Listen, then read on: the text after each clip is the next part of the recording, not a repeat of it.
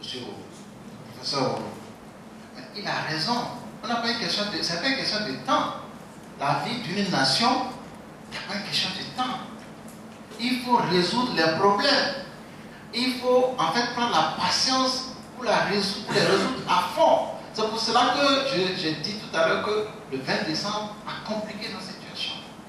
Donc, et chacun de nous ici, en dehors des autorités morales, politiques, chaque citoyen doit être l'ambassadeur auprès des politiques pour que, enfin, le Togo trouve une solution pour que nous soyons dans un pays apaisé et nous allions vers le développement individuel et collectif.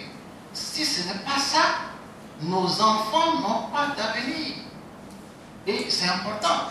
Donc, je crois que maintenant, je reviens à ma question, si vous le permettez. Alors, je veux partir de ce qui s'est passé avec le recensement électoral et faire comprendre la nécessité qu'on revienne à une révision avant les élections locales. Je prends le dernier développement, c'est-à-dire le rattrapage, les 3 jours de rattrapage. Ces 3 jours de rattrapage ont été effectués dans une certaine localité et non dans toutes les localités. Or, les élections locales concernent chaque commune. Ça veut dire que les 3 jours-là, des électeurs sont déplacés d'une commune à une autre pour se faire recenser. Donc, ils ne sont pas des électeurs de la localité. Or, les élections locales, lorsqu'on va, c'est à quelques voix près qu'on peut départager X ou Y. Alors, ça veut dire que ça constitue un danger. Ces électeurs peuvent aller influencer le vote dans d'autres communes, ce qui n'est pas bon. Et d'autres électeurs, comme je l'ai déjà dit, d'autres électeurs potentiels, comme je l'ai déjà dit, ne se sont pas fait inscrire.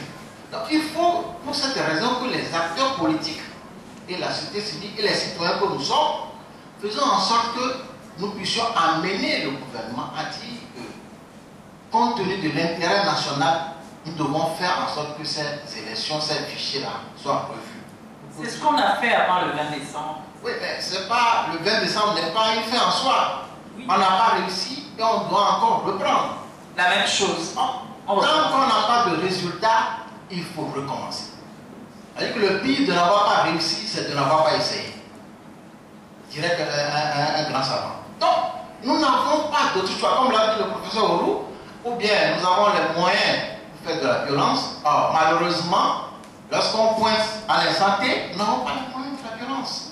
Donc, nous n'avons que le seul moyen que nous avons, c'est d'avoir, que Dieu nous inspire, d'avoir la capacité de persuasion de ceux qui nous dirigent pour dire que ce que nous cherchons, c'est pour le bien de nous tous. Et non pour le bien de certains contre d'autres. Non. Et il faut vraiment, moi j'ai apprécié l'axe, pour que le Togo soit apaisé et que nous tous nous soyons heureux, qu'on puisse s'embrasser sur la route. Il est important qu'on va vers cette réforme. Maintenant, il y a une autre question qui se pose. Puissions-nous faire la révision de la liste électorale en 2019, faire en 2020 pour les élections présidentielles? C'est vraiment sur le plan financier, c'est un coût pour le pays et pour les citoyens que nous sommes. Alors, comment faire comprendre aux uns aux autres, surtout aux acteurs politiques, que c'est important, surtout au gouvernement, c'est important pour le bien du pays, pour l'économie du pays, de faire en sorte qu'on fasse une révision pour que les 2 élections-là soient ensemble dans l'année prochaine. Ça, c'est des réflexions à haute voix. Et nous devons continuer par faire en sorte que ces révisions-là doivent tenir compte de tout le monde, sans exception, pour que les élections qui vont venir soient des élections, disons des élections dont l'objectif est le développement du pays. Parce que, pourquoi je dis ça? Parce que la loi électorale que nous avons aujourd'hui n'oblige pas le gouvernement à faire les révisions électorales avant les élections locales, si ça doit se passer en 2019. Par contre, en 2020, la loi l'oblige à faire la révision électorale.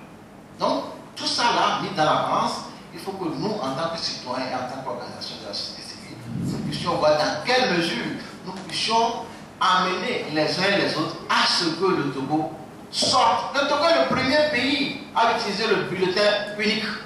Le Togo est le premier pays de l'Afrique de l'Ouest à utiliser les cartes d'électeurs biométriques. Mais aujourd'hui, nous sommes presque les derniers. Et ça pose un sérieux problème.